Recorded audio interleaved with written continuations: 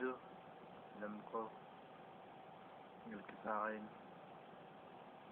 Pero di ko naman kasi talaga sinasadya yun eh. Yung iiwan yung YouTube account ko sa bahay nila Carlo. Kasi nagmamadali ako nun. Pinapawian na ako ng bahay. Kasi kailangan ako dito. Eh yun, wala akong choice. Umuwi ako kagad. Eh hindi ko nalagaw yung YouTube. Eh ito si Carlo, mahilig mag-prank. Napag-tripan yung YouTube ko. Meron din upload yung video.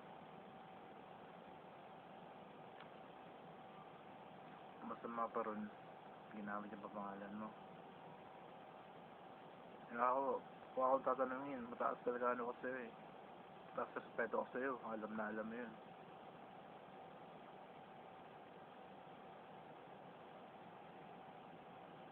Tatanungin mo rin ako kung paano ka nakilala ni Carlo. Yun yung time na tinanong sa akin kung ano yung wallpaper, sino ba daw yung wallpaper picture ko doon sa cellphone. Sinabi ko ikaw. Naalala mo, tinanong ko sa'yo kung pwede kong gawing wallpaper yung picture mo. Yung may hawak ang gitara. Ano yun? So yun nga, sinabi niya sa akin, sino ba daw pangalan mo? Eh ako naman tong gago, hindi ko naman kasi alam na yung pala gagawin niya. Binigay ko yung pangalan. Nakakalaman sana.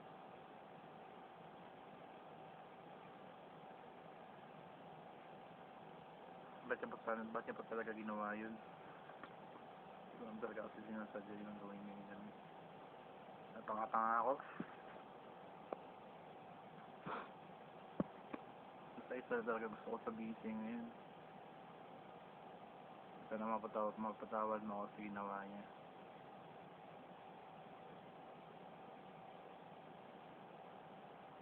If ever man nagalit ka pa rin sa akin, sana huwag mo akong iwasan. Ayusin natin to. Usapan natin, tapusin natin. Kasi sayang hindi yung pinagsamahan natin eh.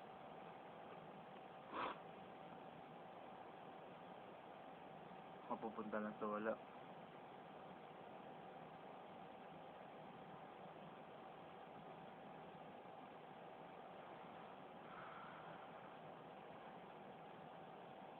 Hirap po kaya tanggalin.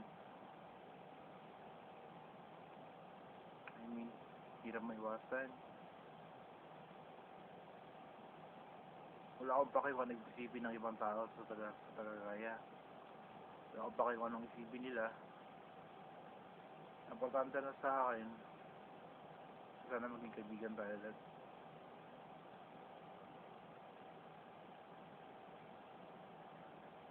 And I'm hoping that sana